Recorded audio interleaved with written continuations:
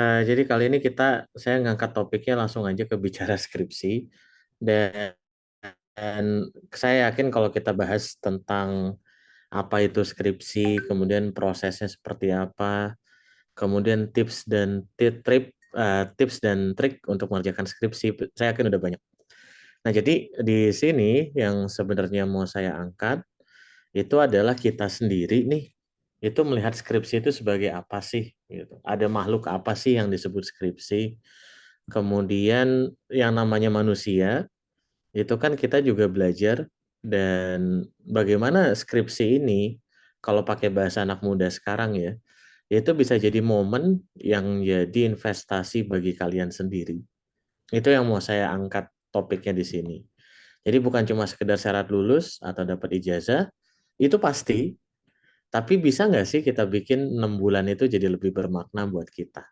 Jadi kira-kira itu yang mau saya angkat di percakapan kita malam ini. Oke, dan tentunya kalian mungkin sering dengar istilah ini ya. Ini satu kalimat pertanyaan yang sering saya omongin.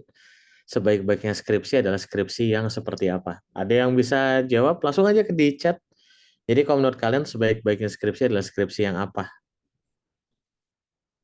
Mau nulis apapun juga nggak ada masalah. Silahkan ditulis di chat. Selesai, good.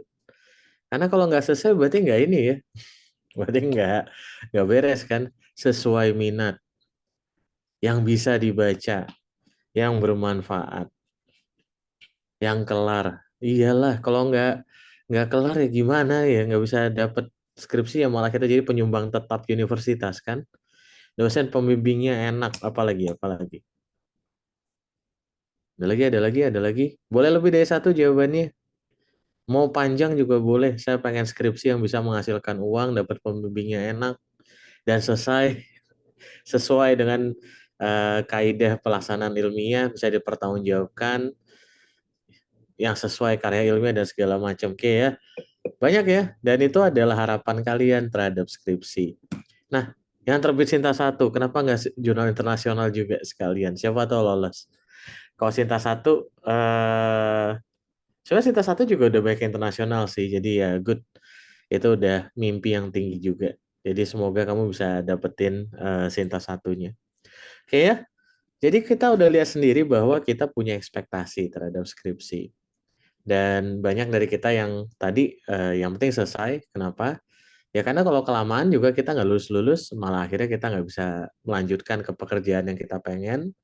Atau ya mungkin tadi kita malah jadi pusing sendiri, tersiksa sendiri sama skripsi yang perlu kita lakukan. Bahkan nggak jarang juga ya, kadang-kadang dicariin atau diteleponin sama pembimbing, atau bahkan sama ketua jurusan, atau bahkan Anda dipanggil buat menandatangani surat untuk perpanjangan masa studi dan segala macam. Itu hal-hal yang sering terjadi. Nah, oleh karena itu sekarang kita coba lihat di sini beberapa sudut pandang baru tentang apa sih skripsi itu. Nah, tapi sebelum masuk ke skripsi, saya pengen sedikit dulu bicara tentang being. Jadi, being itu adalah sikap-sikap atau karakter yang kalian bisa tunjukkan pada saat berperilaku. Dan sikap itu ada banyak. Anda udah sering dengar kan ya. Jadi misalnya, aku pengen jadi orang yang open minded. Saya pengen jadi orang yang jujur. Saya pengen jadi orang yang bertanggung jawab. Saya ingin punya kepedulian, saya bisa berempati, saya bisa berani, dan segala macam. Bagi saya pribadi, being ini itu adalah wujud investasi kita terhadap diri kita sendiri. Karena seperti yang kita tahu ya, kalian mungkin merasa, oh kok saya nggak bisa ngomong di depan publik ya, kok saya merasa nggak percaya diri dalam melakukan itu. Bagi kalian, begitu kalian udah sadar bahwa being itu nggak ada di kalian, atau kalian terkendala di situ, pasti butuh usaha keras kan, supaya tiba-tiba kalian bisa menunjukkan percaya diri tadi. Nggak gampang buat orang yang belum pernah maju di depan publik dan harus bicara, kemudian tiba-tiba diminta bicara, pasti banyak tegangnya, kendalanya, ketakutannya, dan segala macam. Tapi pada suatu saat, Anda memutuskan untuk bisa, oke deh, saya cobain aja gimana cara saya bisa melakukan itu. Nah, being ini, begitu Anda udah lakukan satu kali, dua kali, Anda jadi ingat gimana cara melakukannya. Itulah kenapa orang sering bilang kan, pertama kali kita melakukan sesuatu itu yang paling berat. Anda ngomong pertama kali di depan publik, pertama kali pasti keringatannya berat. Tapi kedua kalinya, ketiga kalinya, keempat kalinya, itu nggak sesakit yang pertama. Jadi nggak secapek yang pertama, nggak semenegangkan yang pertama. Kalian lebih rileks dalam melakukannya. Sehingga akhirnya itu jadi kebiasaan kalian. Karena itu selalu udah kalian latih. Dan akhirnya begitu ngomong, pede aja. Ngomong aja.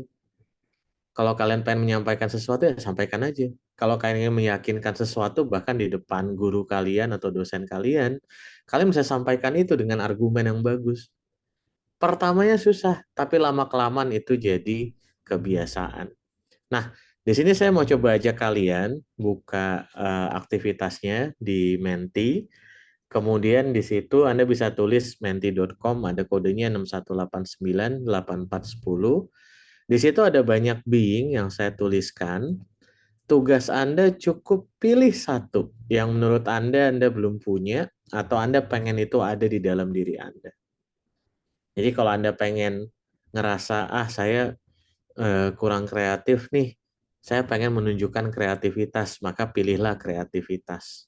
Atau kalian merasa kalian sering takut, saya pengen jadi orang yang berani, pilihlah berani, dan segala macam. Jadi itu ajakan saya. Saya sambil coba sharing mungkin ya hasilnya. Cuma hasilnya malah saya belum buka tadi. Sebentar. Di Mentimeter.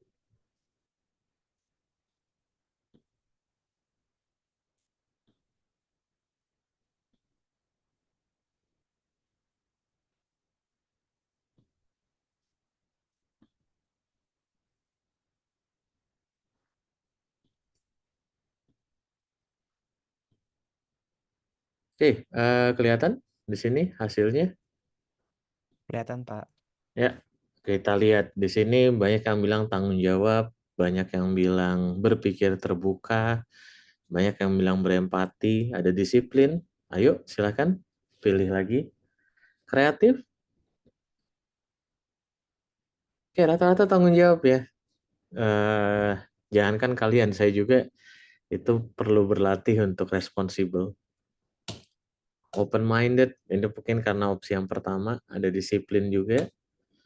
Kita tunggu sebentar lagi.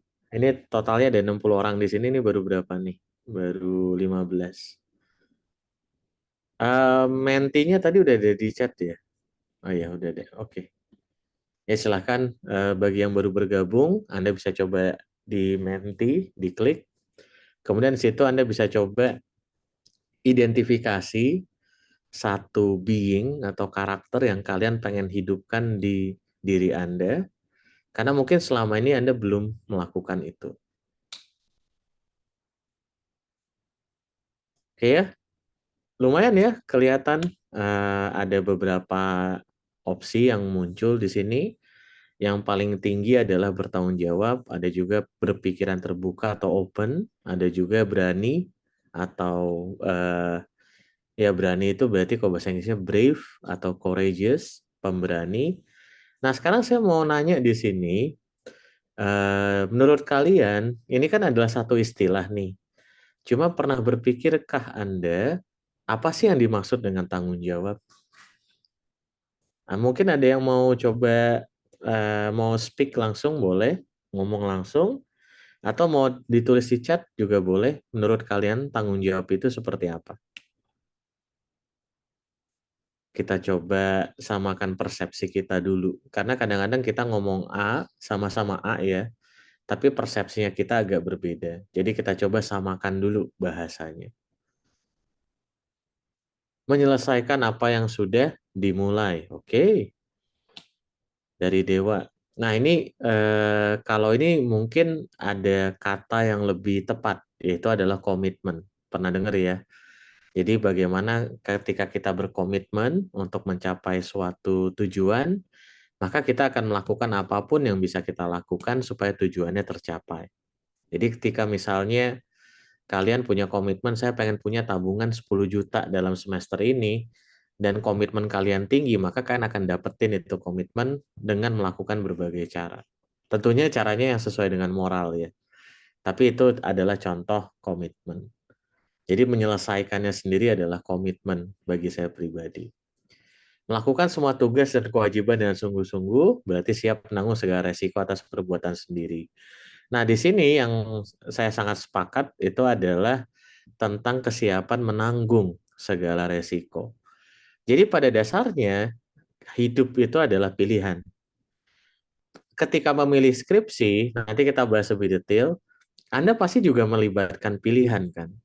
Anda memilih siapa dosen pembimbing yang Anda coba dekati, Anda yang memutuskan untuk memilih suatu topik, dan saat memilih dosen itu atau topik tadi, ada resiko yang Anda harus siap untuk ambil. Bahkan sebelum masuk ke topik skripsi pun, Anda juga punya resiko ketika Anda memilih untuk masuk ke kuliah gitu. Ketika saya kuliah, maka harga yang perlu saya bayar itu adalah ya tadi, mungkin Anda terpisah dari orang tua kalian, mungkin kalian jadi belajar ilmu yang benar-benar baru, Anda ketemu dengan tugas-tugas yang banyak, dan Anda berhadapan dengan situasi yang sangat berbeda dengan jenjang SMA kalian.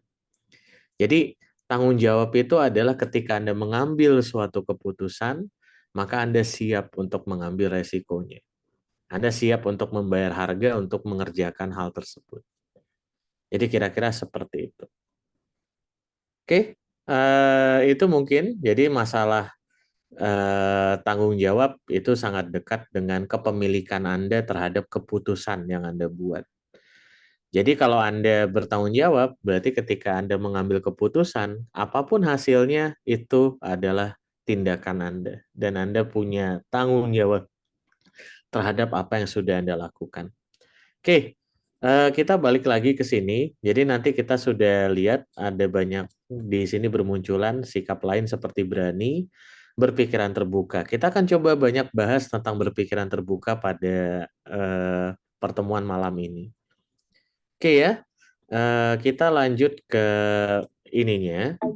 Nah, sekarang kita akan melihat bahwa dalam skripsi kita punya beberapa hal. Jadi yang pertama, saya pengen coba angkat satu isu bahwa sebenarnya skripsi itu bukan cuma tentang lulus, tapi bagaimana Anda berlatih untuk mewujudkan karakter yang Anda inginkan. Nanti kita akan lihat contohnya bagaimana dalam mengerjakan suatu proses tugas akhir, Anda bisa berlatih untuk menunjukkan keberanian. Anda bisa berlatih kalau tadi Anda bilang tanggung jawab, maka Anda bisa mewujudkan rasa tanggung jawab kalian di situ. Tentang berpikiran terbuka, itu pun bisa kalian latih pada saat skripsi. Kemudian tentang kenapa Anda ngambil skripsi. Karena ketika kita udah punya alasan untuk itu, maka Anda akan bisa punya komitmen untuk menyelesaikan skripsi Anda. Yang ketiga baru kita bicara tentang mencari topik yang sempurna. Kenapa yang sempurna ini saya kasih tanda kutip? Karena bisa dibilang sebenarnya nggak ada topik yang sempurna. Jadi gimana caranya kita paling tidak bisa memilih topik yang benar-benar setidaknya sesuai atau kita memilihnya secara bertanggung jawab. Kemudian bagaimana merencanakan tugas akhir, ini cuma sekedar checklist saja. Nanti kalian bisa coba buat ini jadi pegangan kalian. Dan tadi saya sudah sempat bilang tentang berpikir terbuka. Nanti di bagian akhir kita akan bicara tentang bagaimana Anda bisa memberi dan menerima umpan balik. Karena ini yang saya perhatikan selama ini mungkin keterbukaan terhadap umpan balik itu kita masih kurang sekali di nuansa akademik. Oke ya. Nah, ini adalah alur yang biasanya Anda lakukan pada saat Anda mengerjakan tugas akhir dari awal sampai sekarang. Di awal Anda biasanya akan memilih dosen, siapa dosen yang mau Anda pilih. Sekaligus Anda juga akan mencari topik apa yang menarik bagi Anda. Begitu kalian berhasil menemukan benang merahnya, maka Anda menyusun yang kita sebut sebagai proposal skripsi. Yang mana itu dipresentasikan nanti di kolokium. Kemudian di situ Anda bisa mengerjakan skripsinya, Anda bisa bimbingan juga sambil mengerjakan skripsi tadi, dan akhirnya Anda disetujui untuk seminar, maju ke sidang, dan akhirnya bisa wisuda.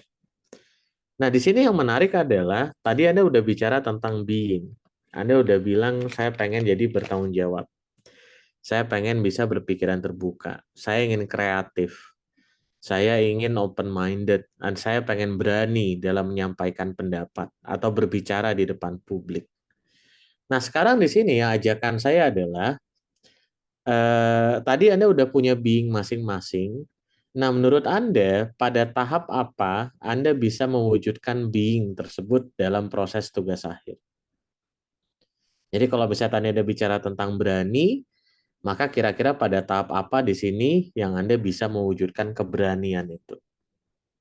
Anda bisa mencoba untuk berani di situ.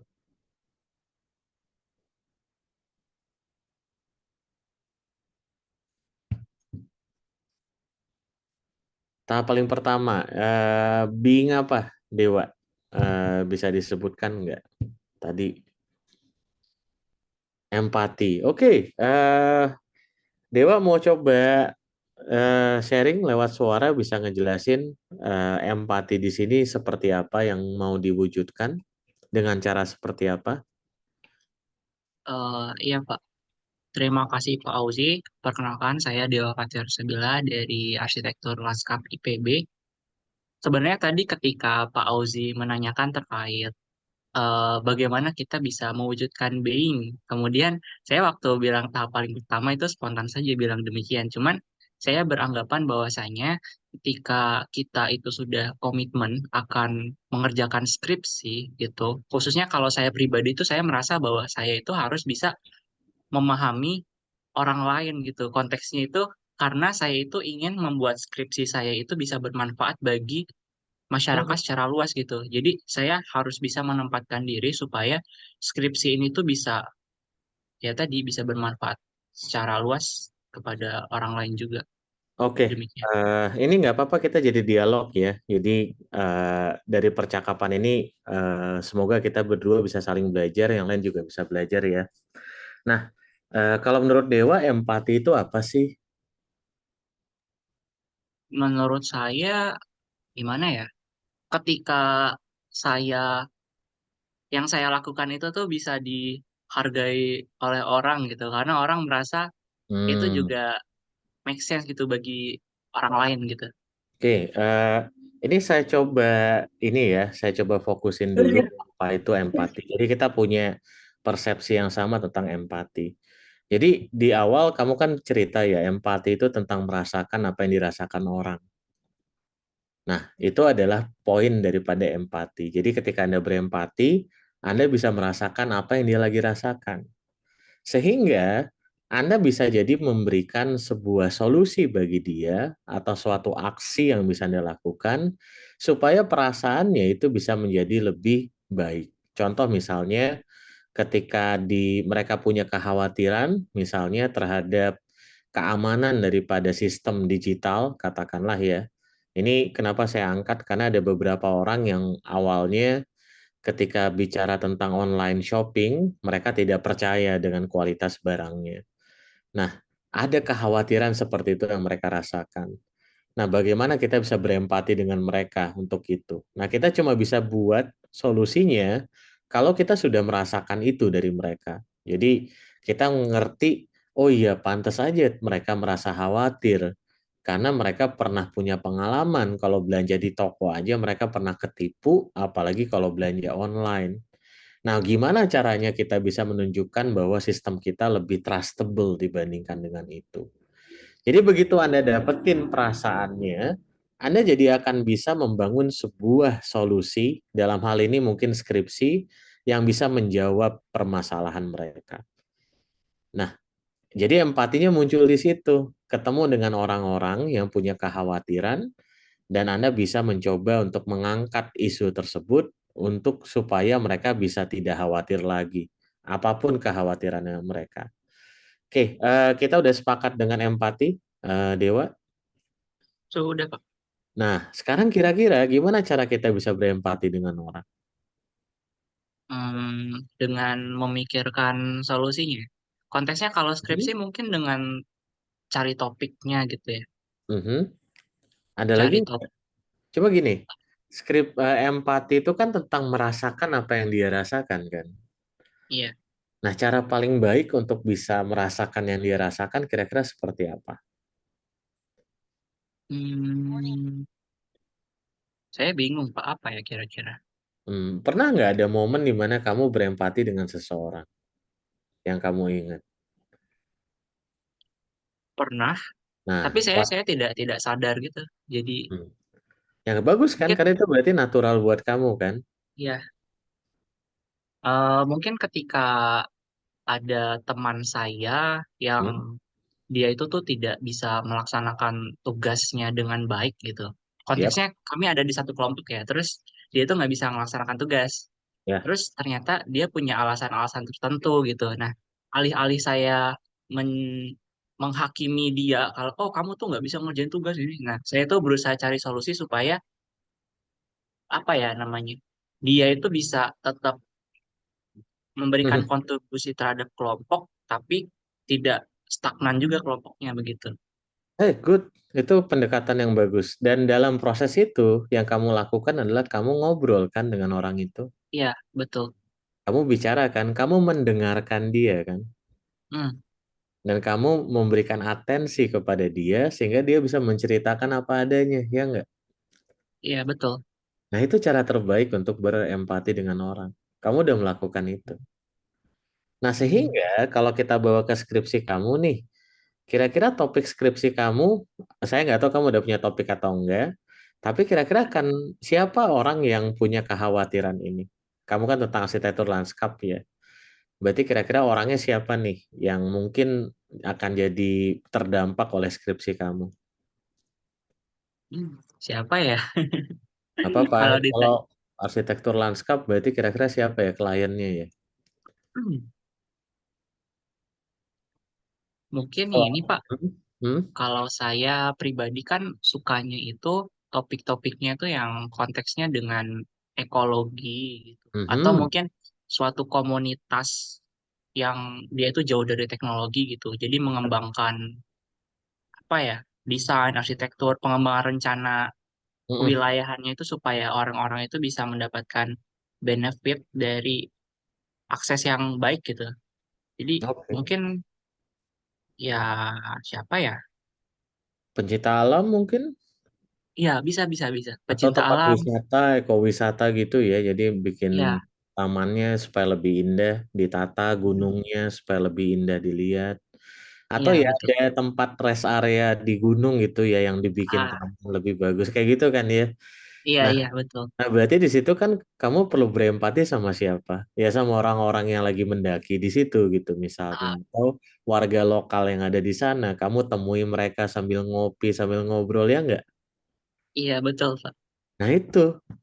Jadi ketika kamu mengerjakan skripsi tadi, misalnya kamu ingin menata taman di rest area suatu gunung, entah ya itu sesuatu yang mungkin atau enggak. Karena saya sering lihat tempat di gunung itu kadang agak berantakan aja. Jadi kalau dirapin mungkin akan jadi lebih menarik, lebih tenang. eh itu mungkin jadinya kan kamu mengerjakan skripsi iya, tapi kamu melatih empati kamu dengan orang-orang yang baru kamu temui kan. Iya betul.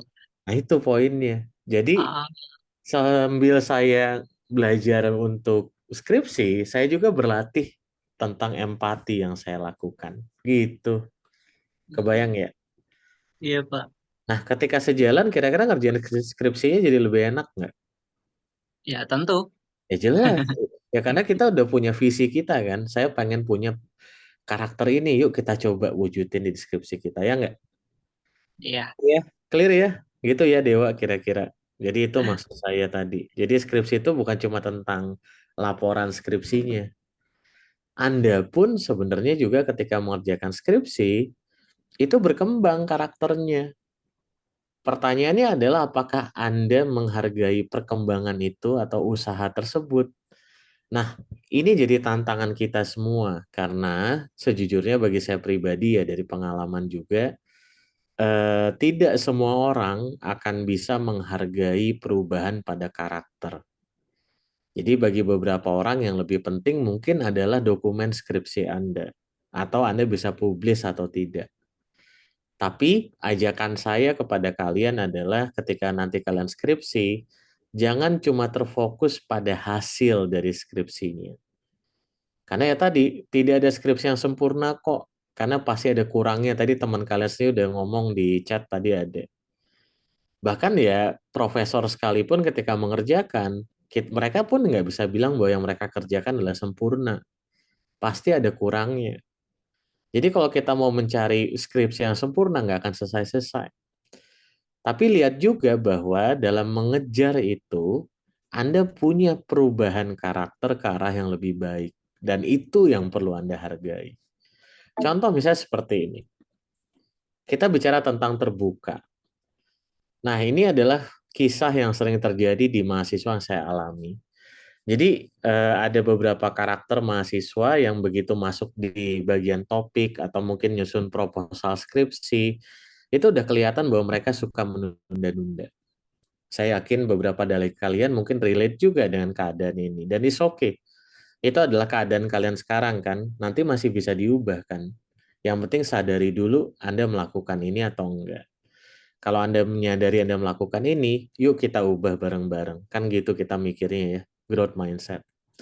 Nah, ternyata penyebab orang nunda-nunda yang saya perhatikan adalah karena mereka takut salah.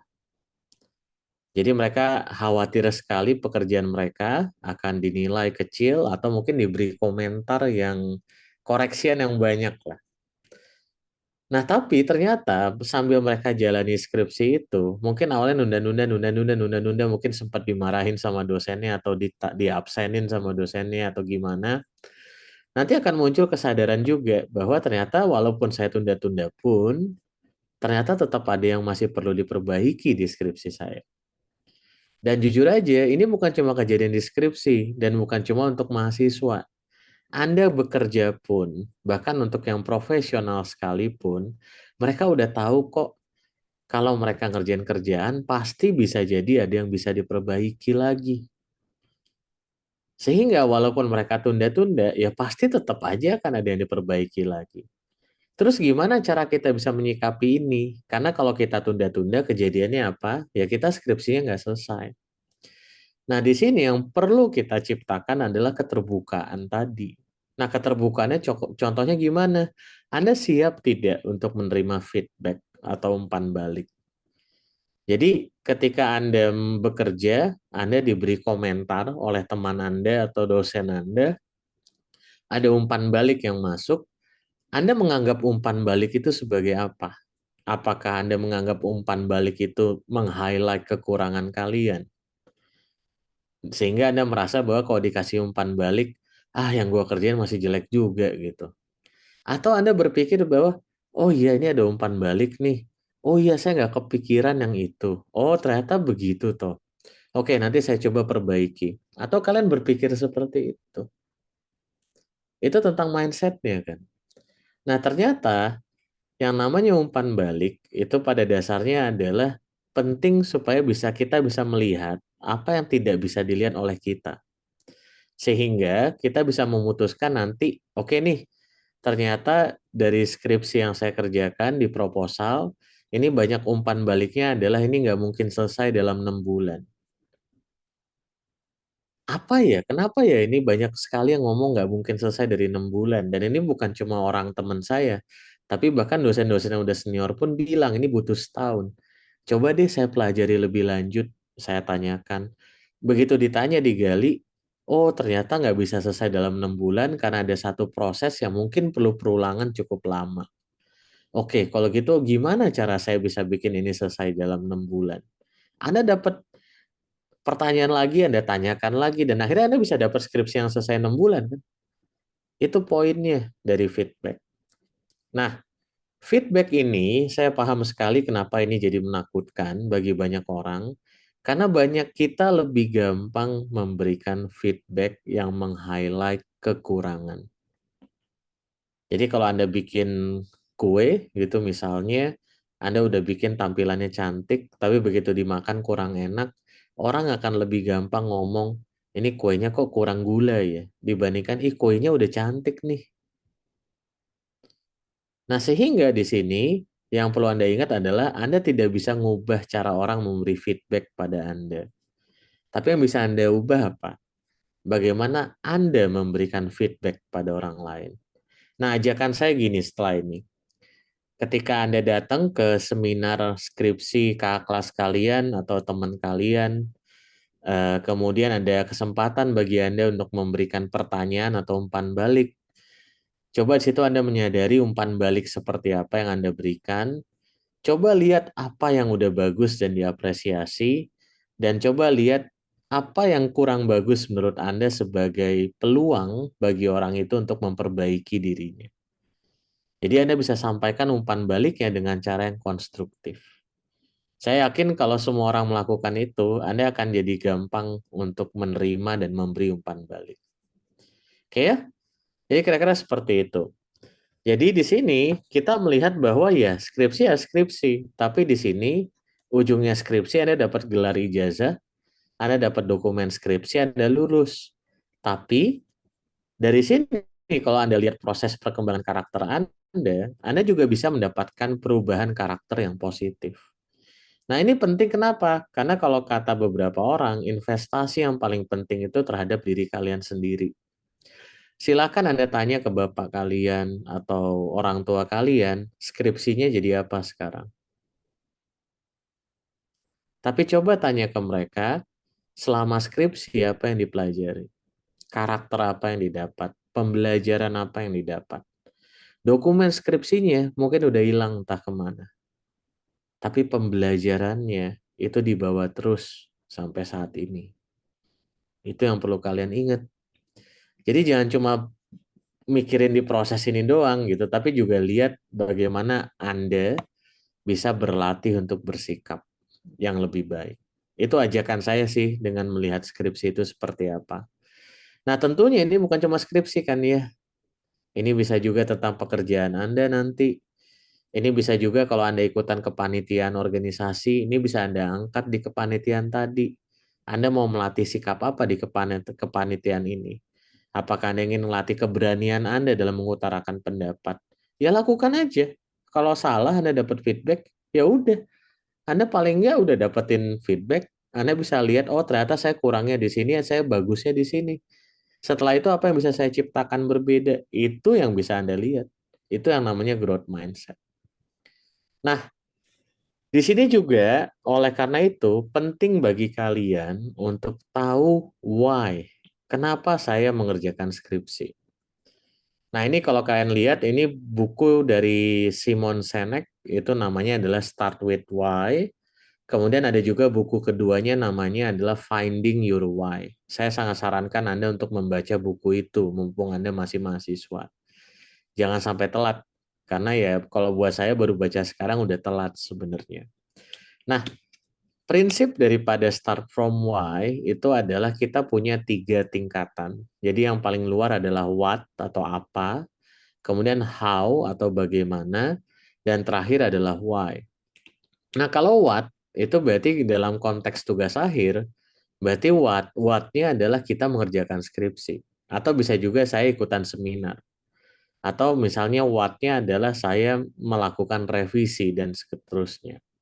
How-nya itu adalah prosesnya. Jadi kalau kita lihat skripsi keseluruhan, ya berarti untuk mengerjakan skripsi saya perlu memilih pembimbing, nyusun proposal, penelitian, melaksanakan penelitian, ngambil data, ngolah data, dan seterusnya. Nah, what dan how pada skripsi itu hampir semua orang sama. Jadi Anda dengan teman Anda yang satu jurusan akan melewati proses yang sama. Yang berbeda apa coba? Why-nya. Karena kenapa Anda ngambil skripsi itu akan kembali pada masing-masing diri kalian. Dan cara terbaik untuk mulai skripsi itu adalah menemukan alasan kenapa kalian memilih untuk mengerjakan skripsi itu sendiri. Ini berdasarkan pengalaman saya ya.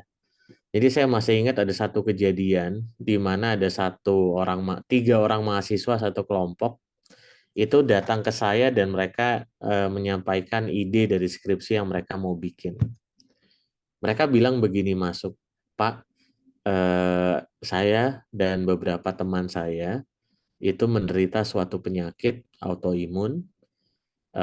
Saya pengen skripsi saya itu bisa membantu para penderita autoimun termasuk saya sendiri dengan cara saya ingin membantu proses pencatatan kesehatannya. Itu langsung saya ACC jadi judul. Bahkan itu masuk ke gimnastik, ada kompetisi nasional, dan itu dapat medali emas. Kenapa? Startnya dari why. Dia udah tahu kenapa dia pengen melakukan penelitian itu. Dan kalau tadi Anda bilang ada yang dipublikasi, ada yang masuk jurnal, dia udah bikin 2 jurnal selama masih S1. Satu jurnal itu di conference internasional yang terindeks Scopus, satu lagi masuk ke satu lagi itu masuk ke jurnal nasional. Kurang apa? Dua-duanya conference internasional, terindeks Scopus. Kurang apa gitu? Itu kenapa bisa? Why-nya ada. Jadi dia nggak ngambil topik itu karena dia nggak punya topik lain, dia nggak ngambil topik itu karena digaca atau random, tapi dia punya alasan kenapa gue pengen ngerjain skripsi dengan topik ini. Dan ketika alasannya kuat, maka caranya itu jadi gampang. Jadi ketika dia udah punya alasan seperti itu, ketika bimbingan misalnya saya bilang, kayaknya kamu perlu ngomong deh sama dokternya deh. Dia langsung ngomong. Kayaknya kamu perlu ketemu deh, coba ngobrol sama komunitas orang-orang yang peduli dengan orang autoimun. Dia langsung pergi. Kenapa? Why-nya kuat, alasannya kuat. Nah, oleh karena itu di sini, why itu bisa macam-macam. Bahkan mulai dari kenapa sih kalian milih untuk kuliah? Kenapa sih kalian pengen di universitas tempat kalian berada? Kenapa sih kalian memilih skripsi? Karena ngomong-ngomong sekarang skripsi opsional kan ya. Anda bisa ambil dari MBKM atau yang lainnya, tergantung dari kebijakan kampus. Kenapa Anda pengen milih jadi bimbingan dari satu dosen? Kenapa Anda pengen topik ini? Kenapa sih Anda pakai metode penelitian ini dan seterusnya? Ketika Anda mempertanyakan kenapanya, dan ini jadi kebiasaan, dan itu dilakukan secara sadar, komitmen itu akan lahir. Kenapa? Karena ini adalah pilihan Anda sendiri. Dan Anda tahu persis kenapa ini patut diperjuangkan menurut Anda. Sama kayak mahasiswa tadi yang saya ceritain, yang dia ketika bicara, dia langsung menceritakan why-nya dengan sangat baik, tanpa dilatih why-nya, dan itu begitu dieksekusi, itu luar biasa. Ngomong-ngomong dia sekarang udah lulus S2, dan S2-nya, S1-nya komputer, S2-nya itu eh, itu jurusan antara komputer dengan kesehatan. Jadi saya lupa namanya telemedik atau biomedik gitu atau apa gitu, saya lupa. Tapi itu dia di UI ngerjain itu. Dan dia kerja di perusahaan yang terkait dengan kesehatan juga. Jadi ya itu adalah panggilan jiwanya dia. Oke ya. Nah, gimana kalau kalian belum punya why? Ini kalian bisa baca bukunya, ini ada banyak prosesnya, tapi kalian perlu melihat apa sih mimpi besar kalian yang pengen kalian wujudkan, dan apa dampaknya. Ini misalnya buat saya, jadi kalau saya pengen berdiri untuk orang-orang yang berjuang untuk mewujudkan impian mereka, hingga mereka dapat mencapai hasil dan kepuasan yang tinggi dalam hidup. Kenapa saya bisa bilang ada result and fulfillment? Karena banyak orang yang punya result tinggi, tapi mereka nggak puas. Padahal hal-hal kecil itu sebenarnya bisa memberikan kepuasan. Dan how-nya itu adalah saya berempati dengan orang. Jadi saya sering ngobrol dengan mahasiswa, dengan orang lain, dari hati ke hati. Saya bisa men-challenge orang. Coba deh kamu kerjain ini. Coba deh kamu ngerjain itu. Itu bagian challenge. Karena kadang orang yang nunda-nunda itu cuma perlu di-challenge doang. Begitu mereka di-challenge, mereka kerjain. Begitu selesai, oh iya Pak hasilnya dapat. Bagus, coba challenge lagi yang lain. Jadi mereka jadi melakukan sesuatu yang berbeda yang selama ini mereka ragu-ragu. Terus saya hubungkan dengan orang-orang yang kira-kira bisa membantu mereka cari support dan segala macam. Nah, ini dugaan saya. Ini dugaan saya dari mahasiswa tadi. Mungkin why-nya dia seperti ini. Saya pengen menciptakan aplikasi pendamping orang dengan autoimun sehingga mereka dapat mewujudkan potensi terbaik mereka dan mencapai kualitas hidup yang lebih tinggi. Ini mungkin jadi mimpinya mereka. Why-nya itu ada di sini. Ketika why-nya itu kuat, mereka rasain sendiri, udah how-nya gampang keluar sendirinya. Empatinya jalan, wong dia sendiri adalah pasiennya, dan dia juga merasa bahwa dia punya potensi dan gimana cara bangkitkan orang lain dengan potensi itu, dan dia bisa menghubungkan orang. Itu yang dia lakukan. Jadi kuatin why-nya untuk itu. Dan ketika kalian udah punya why, kalian mungkin akan bilang apakah ini yang terbaik bagi saya atau tidak. Jawabannya adalah nggak pernah ada why atau topics yang terbaik. Itu mungkin bisa diganti, berganti sesuai dengan keadaan kalian. Tapi ingat aja, ketika Anda skripsian, topik Anda itu bukan cuma punya Anda. Kenapa? Ada ekspektasi diri Anda sendiri. Tadi Anda udah bilang kan ya, skripsi yang terbaik adalah skripsi yang selesai, yang bisa dipakai, bermanfaat, dan segala macam. Tapi ada ekspektasi dari dosen pembimbing Anda juga. Dan ekspektasi dari perguruan tinggi tempat Anda berada, dan seterusnya. Jadi di sini penting bahwa Anda melihat juga bahwa, oh, bagiku skripsi begini, tapi bagi pembimbingku skripsi itu begitu. Nah, setelah itu, Anda coba diskusikan win-winnya seperti apa. Oh, bagi pembimbingku begini toh. Tapi kalau bagiku kan begini, aku omongin deh. Cari tuh persamaan pendapatnya, supaya sepaham. Persis kan dengan tadi kan saya sempat ngobrol beberapa hal tentang sepemahaman kan.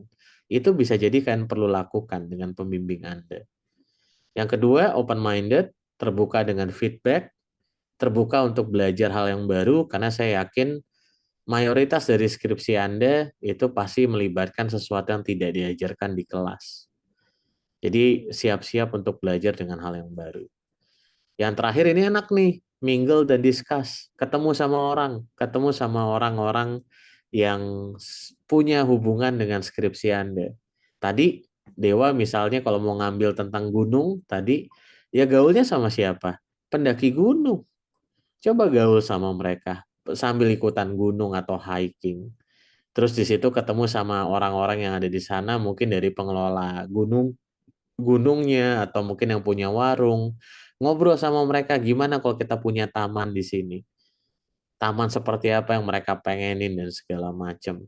Jangan-jangan mereka punya ide loh, tapi mereka nggak tahu gimana cara eksekusinya. Dan dari situ kalian bisa dapat teman baru. Jadi dapat dokumen skripsinya, dapat teman-temannya banyak. Karena enak. Itu bisa kalian lihat. Nah, buat ide ini juga saya sangat saranin brainstorming. Ini bukan pesan sponsor ya, tapi di sini bagi saya pribadi, ketika brainstorming, saya paling enak brainstorming sama orang lain. Tapi ketika orang lain itu nggak ada, atau mungkin saya lagi pengen brainstorming sesuatu yang sangat spesifik, jadi nggak bisa pakai orang lain, saya bisa pakai AI di sini. Jadi misalnya saya udah punya judul, saya masukin judulnya, apa yang bisa diubah dari situ, apa yang bisa dilihat dari situ, dan seterusnya. Di yang kanan ini ada satu website namanya Moonshot Planner. Jadi moonshot itu istilah bagi apa sih tujuan besar yang mau kita capai di hidup kita. Nah, di situ yang menariknya adalah ketika kita ingin mencari apa sih moonshot-nya kita akan diminta untuk memasukkan hal-hal yang bikin kita bergairah untuk mencapainya. Jadi misalnya ketemu sama orang, atau mungkin kalian suka kulineran, kalian bisa tulis di sini kulineran. Nah, kalian bisa tekan Ask AI for help, dan dia akan membuat banyak list yang bisa membantu Anda untuk untuk mendefinisikan apa tujuan kalian. Jadi ketika list ini muncul kan banyak nih, nanti kan bisa lihat mana yang kira-kira kalian cocok gitu. Nanti pilih, nanti dia masuk ke atas, nanti SAI lagi, nah nanti akan dibangkitkan lagi yang baru, bangkitkan lagi yang baru, sampai akhirnya yang keluar benar-benar kalian banget. Jadi itu yang menarik proses dari AI ini. Jadi kalau ditanya saya menggunakan AI atau enggak, saya pakai. Tapi yang saya sering pakai untuk brainstorming. Karena saya jadi kayak punya teman bicara yang bisa saya akses 24 jam. Karena kalau saya ke teman saya kan nelpon jam 12 malam nggak enak banget kan. Tapi kalau pakai AI kan saya tinggal buka, ngobrol, selesai.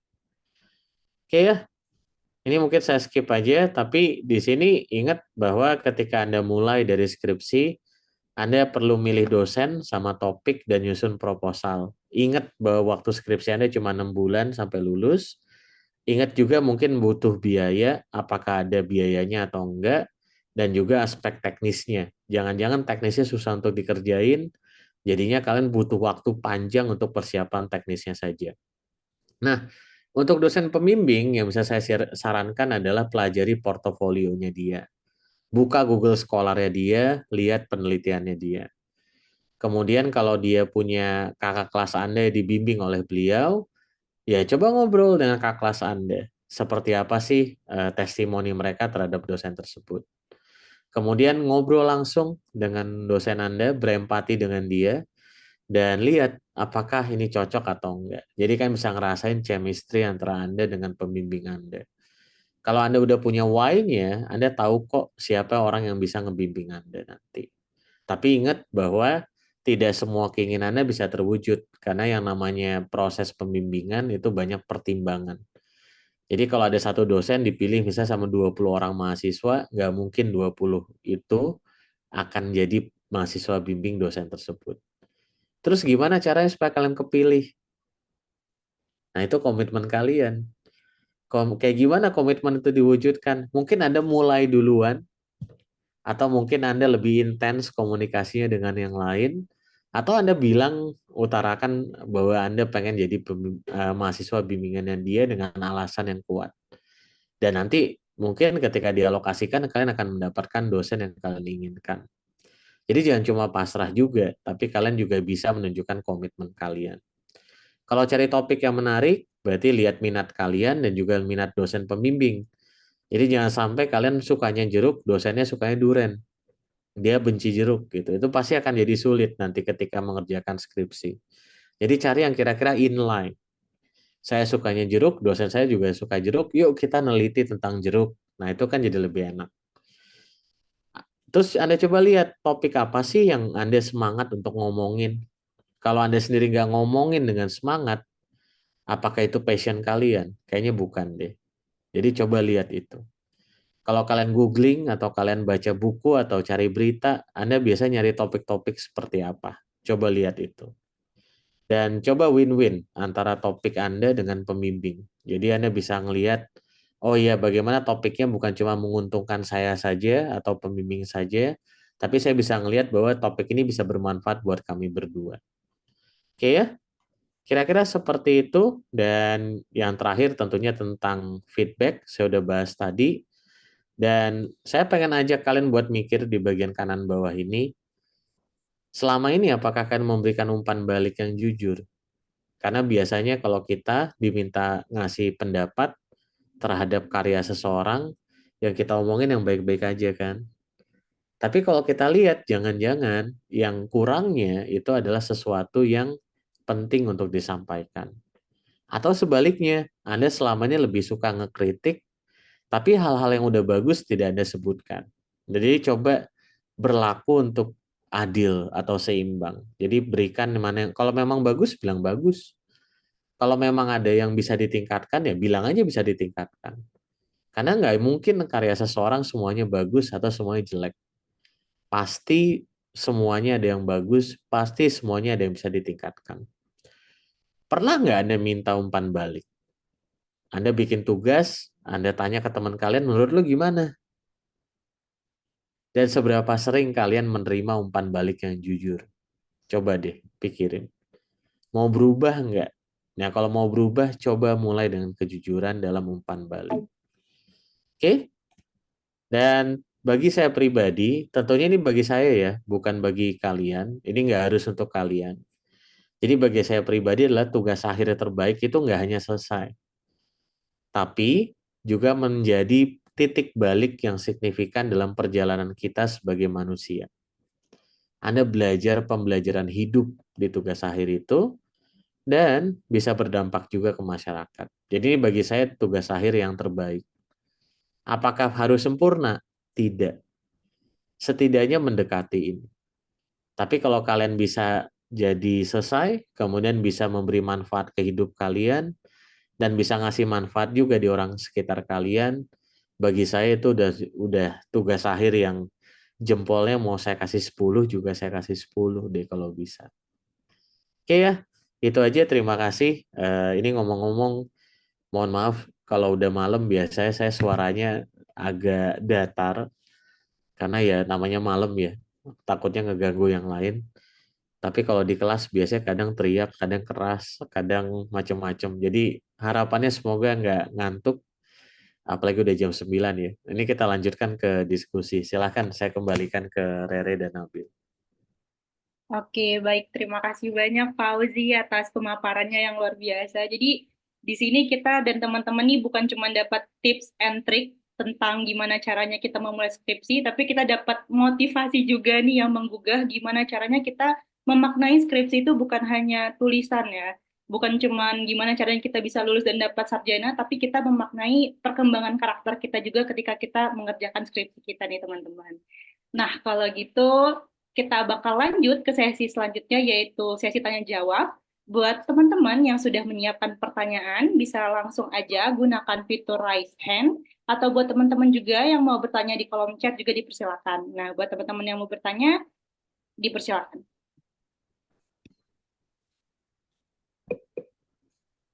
Oke, mungkin sembari menunggu teman-teman yang lain menulis pertanyaannya, tadi ada pertanyaan nih Pak yang masuk ke chat Zoom tapi by DM ya, by private DM. Nah, untuk pertanyaannya gini Pak.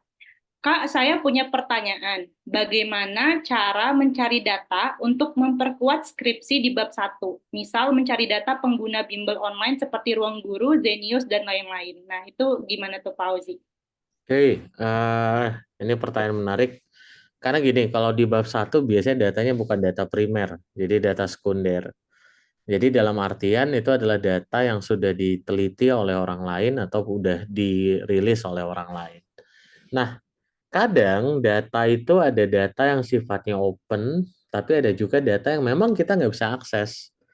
Jadi misalnya tadi Anda pengen dapetin jumlah aktif pengguna Genius, atau mungkin Anda pengen lihat katakanlah, mungkin saya ganti jadi pertanyaan lebih gampang, saldo rata-rata orang yang ada di GoPay berapa. Nah tentunya ini jadi sesuatu yang sangat sensitif untuk kita dapetin. Tapi kalaupun mau kita coba cari, maka yang pasti saya akan cari pertama adalah ada nggak sih laporan resmi dari perusahaan yang terkait. Jadi misalnya mungkin Gojek, OVO, atau mungkin dari Genius itu pernah mempublikasikan data tersebut. Kalau mereka pernah mempublikasikan data tersebut, kita bisa pakai. Jadi cari aja di Google ada datanya atau enggak, atau kalau kalian punya kenalan yang bekerja di perusahaan itu, kalian bisa coba tanyakan kepada mereka. Kalau memang ada data report yang bisa diakses secara publik, maka kalian bisa coba untuk pelajari data tersebut. Itu asumsinya kalau ada data yang primer dari perusahaan itu. Nah, kalau nggak ada, maka kemungkinan kalian akan bisa mencari, ya udah cari aja di Google, misalnya berapa saldo rata-rata yang ada di dalam rekening GoPay seseorang. Kalau misalnya ternyata nggak ada juga report dari pihak ketiga, kan biasanya kalau di Indonesia ada kayak We Are Social, atau mungkin ada riset yang dari Nielsen Media Group, Nielsen, atau mungkin dari apa sih namanya Deloitte atau yang lain, atau mungkin dari Kemenkominfo atau Backcraft, itu biasanya suka mengeluarkan data itu. Anda bisa pakai report dari pihak ketiga, itu pada intinya. Jadi dari perusahaannya sendiri atau dari pihak ketiga. Kalau misalnya nggak ada sama sekali bagaimana? Ya, kita nggak bisa mensurvei karena ini masih di pendahuluan. Karena kalau di pendahuluan bisa kita nggak pernah menampilkan data surveinya kita sendiri.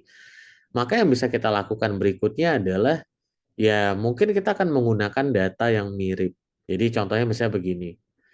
Kalian mungkin nggak tahu berapa jumlah rata-rata rekening isi daripada rekening Genius gitu misalnya.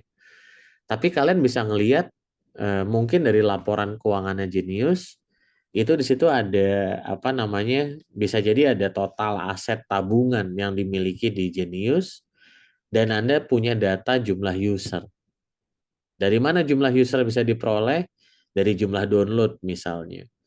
Sehingga kalian bisa perkirakan, misalnya Genius punya 1 triliun, usernya ada 100.000, ya dibagi aja 1 triliun dengan 100.000. Tapi di dalam tulisan Anda tetap menyampaikan bahwa pada saat ini total tabungan yang ada di Genius adalah sebesar sekian, jumlah usernya sebesar sekian, dari jumlah downloadnya sebesar sekian, sehingga diperkirakan jumlah rekeningnya rata-rata adalah sekian. Apakah itu valid? Kita nggak tahu, tapi itu hampiran yang cukup tepat. Jadi kira-kira seperti itu.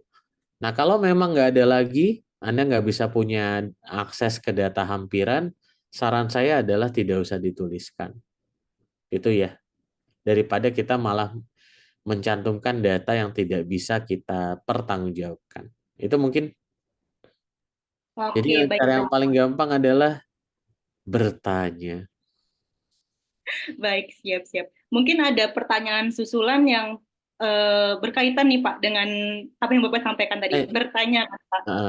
Iya. Nah, ini ada yang menarik nih Pak. Jadi pertanyaannya tuh kan tadi Bapak sudah menjelaskan kan terkait teknisnya, tips dan triknya dan sebagainya. Tapi kadang itu ada mahasiswa nih Pak yang dia komunikasinya itu kurang lancar. Jadi ibaratnya mungkin ada mahasiswa yang berkamuflase di balik kata introvert nih Pak. Jadi dia bilang, aduh saya takut mau menghubungi dosen saya, aduh saya sulit untuk menyampaikan kendala saya kepada dosen pembimbing saya. Nah kira-kira kalau misalnya kita menemukan mahasiswa-mahasiswa yang kesulitan dalam berkomunikasi itu seperti apa ya Pak? Karena dosen juga kan kadang punya banyak bimbingan, jadi kadang tidak terlalu bisa meneliti satu persatu seperti itu. Jadi skripsinya jadi terkendala dan nggak lulus-lulus nih Pak mahasiswanya. Nah kalau gitu kira-kira gimana Pak?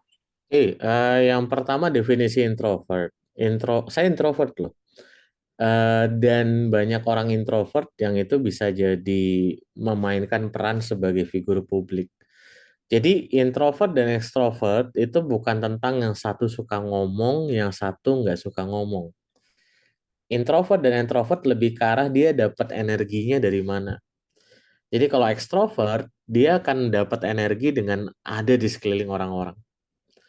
Introvert itu dia dapat energinya ketika dia sendirian. Jadi dia butuh waktu untuk berpikir, butuh waktu untuk menganalisis dan coba memproses apa yang terjadi pada dia dalam beberapa waktu terakhir. Setelah itu selesai, maka dia bisa lanjut lagi beraktivitas.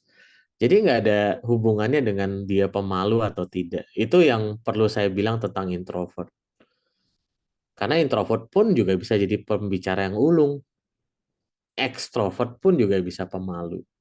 Nah, kita bilang saja bahwa di sini muncul yang sikap yang kita bilang mungkin adalah pemalu deh. Itu lebih enak. Atau mungkin ragu-ragu. Nah, di sini saran saya adalah coba perhatikan apa yang bikin kalian ragu-ragu. Misalnya ya, kalau saya perhatikan, kadang kenapa sih orang itu takut menghubungi dosen? Karena yang pertama biasanya adalah karena takut. Takut apa? Ya mungkin dosennya mungkin dia udah pernah ketemu sebelumnya dan dosennya agak kurang welcome, atau mungkin dosennya memang hemat kata tipikalnya, atau mungkin punya gaya komunikasi yang berbeda dengan Anda. Jadi Anda udah takut duluan dengan itu. Atau yang kedua misalnya adalah karena kalian mungkin punya ekspektasi macam-macam. Anda mikirin nanti responnya gimana ya, kalau nggak dibales gimana dan segala macam. Nah, ajakan saya adalah ketika Anda ragu, cara yang paling gampang adalah cari teman yang bisa bantu Anda. Gimana cara bantunya? Mungkin Anda mau bikin draft tulisannya dulu, liatin ke teman Anda, ada yang kurang nggak, ada feedback nggak terhadap draft ini. Kalau ada, yuk kita benerin bareng-bareng. Kalau nggak ada, send aja. Dan udah, selesai. Jadi bagi beberapa orang yang suka nunda-nunda, jadi gini, orang itu punya banyak tipikal gaya komunikasi. Ini terkait dengan gaya komunikasi ya. Ada satu gaya komunikasi yang kita sebut sebagai analyzer. Nah, analyzer itu berarti dia menganalisis situasi pada saat bertindak. Nah, dalam hal ini yang sering terjadi adalah ketika Anda mau WA kepada seseorang, Anda udah mikirin dulu respon orang tersebut. Jadi Anda ngubah lagi, terus kepikiran nanti kalau dia marah gimana ya, dan seterusnya. Dan seterusnya. Nah, pertanyaannya apa yang bisa kita lakukan supaya bisa escape dari keadaan itu? Ya jawabannya adalah, ya kita udah lakukan saja. Kontak saja. Kalaupun nanti tidak dijawab, ya kita follow up lagi gitu beberapa kali. Kalau emang nggak di follow up, ya kita coba kontak dengan cara yang berbeda. Mungkin ketemu langsung lebih enak bagi Anda dan dia, atau mungkin ya sudah, Anda mungkin akan datang bersama teman kalian, atau Anda coba hubungi dengan cara yang berbeda, mungkin lewat email atau mungkin lewat WhatsApp dan segala macam. Intinya adalah ngontak orang tuh bisa banyak kok caranya, tapi kalau Anda belum melakukan sama sekali, Anda nggak akan bisa kontak orang tersebut. Jadi ajakan saya adalah kontak aja, yang penting bahasanya bukan bahasa yang nantang. Jadi bukan bahasa yang sok kenal, sok dekat gitu. Jadi ya bahasanya pakai bahasa yang respect dulu aja. Jadi yang ada penuh rasa hormat aja dulu. Itu sih. Sisanya ekspektasinya buang dulu aja. Itu ya namanya apa ya? Ya kalau memang nanti dimarahin terus kenapa gitu kan, kita paling nggak bisa minta maaf dan kita bisa tahu kan kurangnya kita di mana kan. Jadi di komunikasi berikutnya kita bisa berkomunikasi dengan lebih baik. Itu sih. Oke, baik Pak. Berarti ini banyak mahasiswa yang masih sering overthinking ya Pak ya, belum mencoba untuk berkomunikasi tapi sudah. Eh, rahasia berikutnya ya, bukan cuma mahasiswanya kok yang overthinking, dosennya juga. Oke, baik. Siap. Terima kasih Pak Oji atas jawabannya. Mungkin next pertanyaan nih dari Dewa yang sudah raise hand. Dipersilakan. Ya, Kak Rere, terima kasih atas kesempatannya. Saya izin bertanya ya Kak Rere dan Pak Auzi. Pertanyaan saya ini sebenarnya awal motivasi pertanyaan saya ini kaitannya dengan being saya yang awal tadi terkait empati. Kemudian setelah ada bahasan dari Pak Auzi terkait introvert, extrovert dan lain sebagainya, ternyata pertanyaan saya ini berkembang. Jadi pertanyaan saya ini seputar diri saya pribadi begitu. Saya itu Hmm. cenderung apa ya, senang ketika saya meminta feedback dan saya itu senang memberikan feedback. Cuman masalahnya di lingkungan saya itu saya merasa ketika saya melakukan hal yang demikian itu tuh tidak selalu mendapatkan respon yang positif gitu dari lingkungan. Kadang saya merasa atau mungkin saya pernah dengar sayup-sayup gitu di luar sana itu ada orang yang kayak ih si dia itu kalau ngomong kok nggak dipikirin dulu ya, kok langsung bilang aja sih kalau nggak suka gitu, kok nggak ini. Padahal saya tuh berusaha jujur aja gitu. Nah, itulah kenapa yang membuat saya itu menjadi takut dan meskipun saya itu senang ketika saya berbicara, tapi itu saya ketika ada di lingkungan banyak orang itu tuh saya juga merasa terbebani. Jadi kalau dilihat sama orang itu, oh kamu mah ekstrovert, padahal saya itu sebenarnya merasa terbebani dengan ekspektasi orang-orang dan juga apa-apa saja yang ada di pikiran saya begitu. Dan ini jadi dilema di kehidupan saya. Nah, kalau menurut Pak Auzi yang demikian itu bagaimana? Eh, Gini, yang pertama, kamu pernah nyoba ngambil personality test nggak, kayak MBTI atau yang lain, MBTI Per- atau Pernah sih Pak, tapi yang daring-daring saja gitu, yang yang online. nggak apa-apa, nggak apa-apa. Maksudnya Iya. gini, yang menarik dari MBTI atau yang lain, saya biasanya pakai MBTI sama Enneagram. Hmm, Cuma yang menariknya adalah gini, ketika kita dapat reportnya, itu kan kita bisa ngelihat kayak tipikal karakteristik yang MBTI-nya itu kan ya. iya. Nah, fungsi daripada laporan itu, jadi gini, misalnya ketika saya ketika ambil MBTI, misalnya saya dapat INFJ, itu saya tidak melihat INFJ sebagai karakter saya yang tidak bisa diubah. Kebayang nggak? Jadi kalau kamu perhatiin di report-report yang seperti itu, pasti ada growth area kan. Nah, Hmm, growth area itu sebenarnya adalah hal yang bisa kita work on supaya nanti kita bisa lebih baik dalam bersikap. Jadi saya sering bilangnya gini sih, kalau kamu pengen traveling, kamu butuh informasi apa? Informasi tentang lokasinya, cara Lokasi apa? datangnya, Lokasi apa? lokasi lokasi yang dekat saya tuju gitu. Yes. Tapi kamu perlu tahu dulu kamu ada di mana sekarang, ya nggak? Oh, iya. Karena kalau kamu dari Bogor mau ke Bandung atau dari Jakarta ke Bandung, jalannya beda kan? Iya. Nah, jadi saya ngelihat itu tes-tes personality itu sebagai cara kita untuk dapetin kita tuh ada di mana. Hmm. Misalnya saya introvert nih hasilnya, ya udah itu keadaan saya sekarang. Bisa nggak saya bertindak berbeda? Coba lihat di growth areanya, apa yang disarankan untuk kita. Ada beberapa karakteristik yang diminta, misalnya Misalnya gini deh, yang saya ingat ya, karena yang saya pelajari buat saya pribadi, Enneagram 1 Wing 2. Di situ kelemahannya itu adalah dia suka bertindak pasif agresif. Kamu tahu pasif agresif nggak? Belum tahu, Pak. Nantang. Oh, Jadi kayak gini doang masa nggak bisa sih gitu. Atau mungkin iya, istilahnya kayak masa ini kok gini gak ada yang mau datang sih, cuma gini aja cupu lu kayak gitu loh. Itu kayak iya, pasif agresif kayak gitu. Atau ya kayak nantang tapi lebih subtle gitu suasananya. Itu kelemahannya. Jadi dan di situ ada growth areanya. Jadi growth area supaya yang itu tidak terjadi itu adalah dengan cara memberikan kepercayaan kepada teman.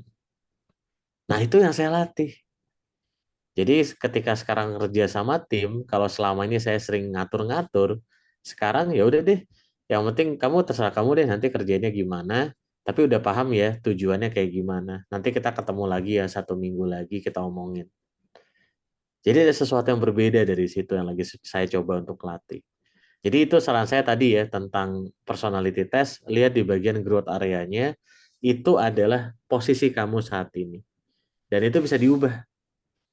Dan kamu nanti ketika ngubah, nanti bisa milih, oh saya kapan ya jadi introvertnya keluar, kapan ya saya pakai judgment, kapan saya pakai feeling dan segala macam. Walaupun itu mungkin butuh waktu lama untuk ngubah yang core-nya tadi INFJ-nya misalnya susah diubahnya. Tapi kita bisa bertindak paling nggak berbeda. Nah yang kedua terkait dengan komunikasi ketika kamu menyampaikan itu, kalau kamu perhatikan sebenarnya feedback-nya terkait sama apa sih? Apakah tentang kamu ngomong apa yang kamu omongin atau tentang cara ngomongnya? lebih ke cara ngomongnya mungkin, Pak ya.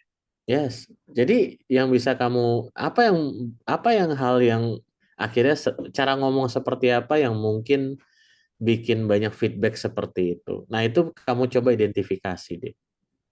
Hmm, Jadi kalau mungkin ada teman kamu yang sempat ngomong seperti itu, mungkin ya kamu ketika suasana kondusif, kamu bisa tanya juga, memangnya kenapa sih kalau saya ngomong seperti itu? Jadi coba perempati yang tadi kan, iya itu kan gini gini gini. Lah terus kalau misalnya gua ngelihat ini sebagai sesuatu yang penting untuk disampaikan, menurut kamu cara seperti apa yang perlu gua lakukan supaya itu bisa oke kepada mereka. Bisa kayak gitu. Nah, prinsipnya seperti ini. Pernah dengar istilah ini enggak? Ketika muji, mujilah depan orang. Ketika kita mengkritik atau mungkin memberi masukan terhadap suatu kelemahan, lakukan secara private. Pernah nggak? pernah, Pak. Mungkin itu bisa dilakukan kan di sini. Hmm, Karena kalau saya ngelihat dari feedback itu, kemungkinan kamu lakukan itu di publik kan. hmm, Yes, mungkin itu yang bisa diubah. Karena hmm. ketika kita berikan itu secara private, yang terjadi apa? Respect kan. Jadi kita tahu bahwa oh ya dia orang ini bisa ngomong di depan, tapi dia milih untuk ngomong di depan saya langsung tanpa ada orang lain karena dia respect kepada saya. Itu sih. Itu mungkin yang bisa dilakukan berbeda di sini. Iya, Pak. Iya, Pak. Terima kasih. Nggak apa-apa ya, Iya, santai. Pak. Nah itu ini aja dari yang saya rasain juga selama ini sih ketika berinteraksi juga. Saya pun juga sering kok melakukan seperti itu. Iya, Pak. Ya, itu ya mungkin ya saran saya buat Anda. Nanti mungkin bisa ada sesuatu yang berbeda dari situ terjadi. Baik, Pak. Thank you. Oke, baik. Terima kasih Pak Auzi atas jawabannya dan juga Dewa atas pertanyaannya. Mungkin ada satu lagi nih Pak, pertanyaan terakhir kita yang masuk melalui DM. Pertanyaannya begini Pak. Kak, kira-kira apa yang harus saya lakukan ketika sekarang saya duduk di semester 4 dan untuk mengerjakan skripsi? Nah, kayaknya semangat banget nih Pak. Dia udah mulai mau mengerjakan skripsi di semester 4. Kira-kira bagaimana nih Pak tips dan triknya? Gini, ingat bahwa hakikatnya skripsi itu kan menghasilkan karya ya. Oleh karena itu saran saya kalau memang Anda punya ketertarikan untuk langsung skripsi, kan yang mana nggak boleh dong, karena semester 4. Kalau semester skripsi kan biasanya semester 7 sampai semester 8. Jadi yang bisa Anda lakukan adalah coba cobalah untuk menghasilkan karya, itu sih. Jadi coba berempati sama orang, rasakan apa yang mereka rasakan, lihat apa, ya itu Dewa udah ngomong, ikut PKM itu bisa jadi satu alternatif yang bagus kan? Karena ya PKM juga mirip dengan skripsi prosesnya. Atau mungkin bahkan di beberapa kampus PKM bisa jadi skripsi. Itu bisa kalian coba juga manfaatkan. Kayak mahasiswa yang tadi saya ceritain tadi, dia awalnya dari gemastik, lomba, kemudian akhirnya jadi skripsi. Jadi bisa kok yang seperti itu dilakukan. Jadi yang fokusnya adalah bagaimana kalian bisa berlatih untuk membangun suatu karya. Dan karena gini, makin sering Anda membuat karya, Anda akan makin cepat belajar.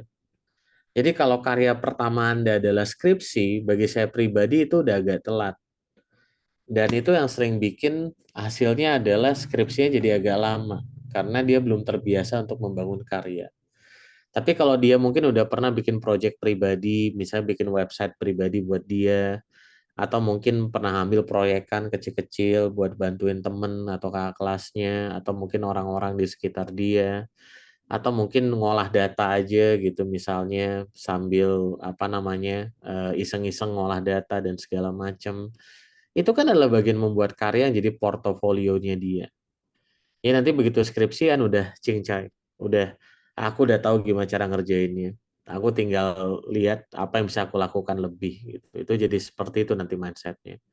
So mulai dari karya yang kecil-kecil, dari hal-hal yang kecil-kecil, ngolah data sederhana, bikin website sederhana, atau mungkin kalian kalau punya ya ikutan PKM, karena kalau ikutan PKM bisa dapat akses ke lab dan segala macam, dapat dana juga. Nah, itu bisa hal-hal yang bisa kalian lakukan.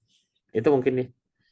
Jadi jangan nunggu skripsi juga gitu. Karena ya skripsi kan cuma sekedar formalitas dalam artian itu adalah satu aktivitas terakhir gitu di S1. Tapi ya kalian nggak bisa ngelakuin skripsi sebelum Anda di tingkat akhir, tapi tindakan-tindakannya bisa Anda lakukan lewat proyek-proyek kecil. Kira-kira seperti itu. Oke, baik. Terima kasih Pak Audi. Dan mungkin semoga menjawab ya untuk yang tadi bertanya. Dan ini Pak, kebetulan di DM banyak banget pertanyaan yang masuk. Tapi ini mungkin ada teman kita, Kak Basri yang raise hand. Mungkin kita jawab ya Pak untuk pertanyaan terakhir. Yep, silakan. Oke, silahkan Kak Basri pertanyaannya. Oh, izin Pak bertanya. Yep. Selamat malam. Malam. Oh, sebelumnya Pak, boleh nggak mau cerita bentar? Boleh. Sebelumnya saya adalah mahasiswa semester akhir, semester 8. Eh, Mungkin saya terbilang di kampus orang yang paling lama lah Pak untuk mengerjakan skripsi, di mana teman-teman saya yang sebagian udah pada semprot.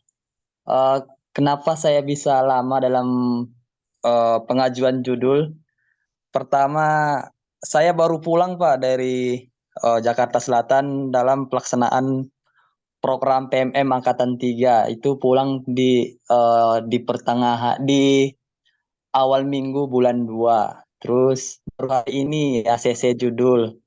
Nah, judul yang saya ambil itu terbilang berisiko sih Pak, di mana judul yang saya ambil sebenarnya bukan termasuk dari kemampuan saya untuk menguasai judul tersebut.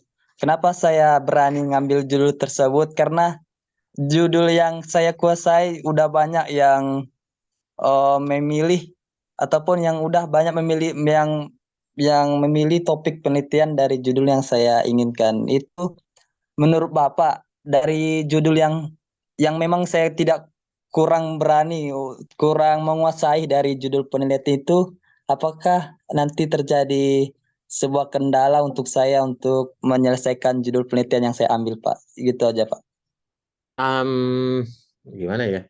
Yang pertama gini, kamu masih semester 8 kan ya? Yang lain udah Iya, sempro, kamu udah kolokium kan? Udah proposal udah lewat kan? belum, Pak. Baru hari ini, Pak, pengajuan judul baru ACC dari tadi siang. Ya. Baru hari ini Ya, ACC, Pak.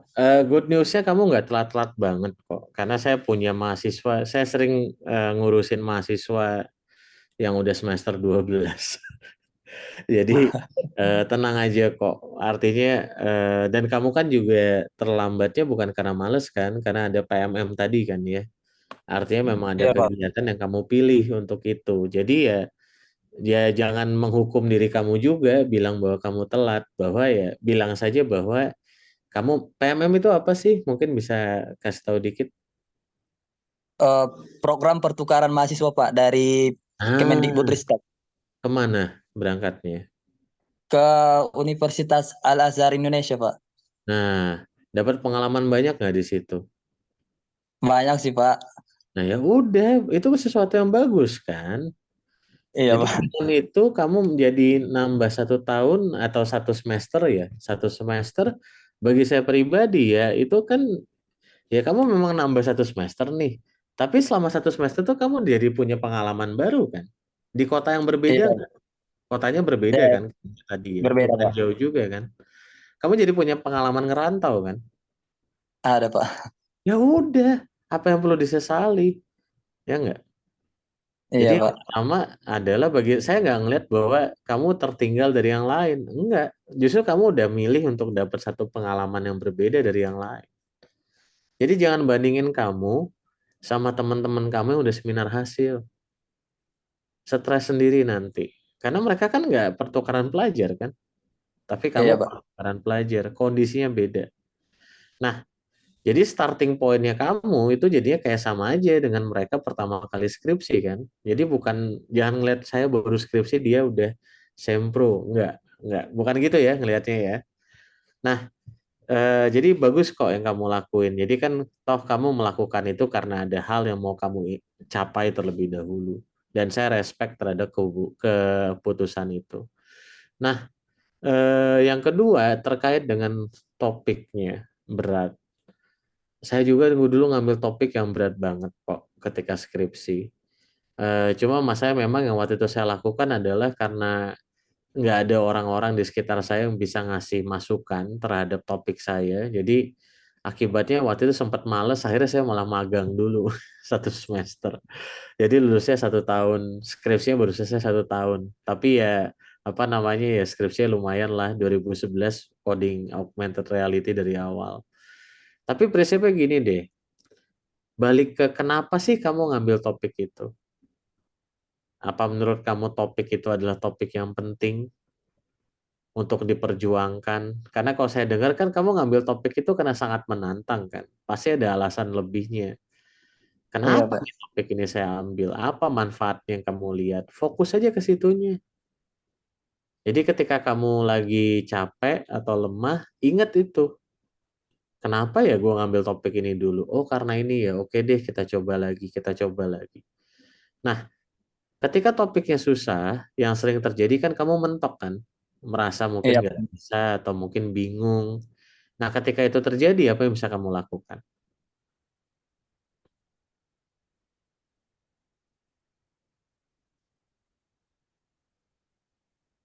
Ada 2 pilihan kan. Yang pertama simpan sendiri aja, atau yang kedua cari bantuan. Ke siapa Iya, bisa Pak. membimbing kamu? Mungkin dia bisa punya kenalan ya nggak? Mungkin dia bisa punya kenalan siapa teman yang udah bisa. Terus kamu bisa belajar ke orang itu ya kan? Manfaatin aja karena dosen kamu pasti punya koneksi di sini atau mungkin kalau dosen kamu nggak punya koneksi kamu bisa cari orang lain yang punya keahlian itu ini contoh misalnya saya salut juga nih sama mahasiswa saya karena saya minta dia kan bikin redesign terhadap suatu aplikasi kemudian dia kemarin report ke saya Pak saya udah ngomong langsung sama orang dari Tokopedia langsung yang kenalannya dia. Saya udah sampaikan usulan redesainnya dia, dapat feedback seperti ini.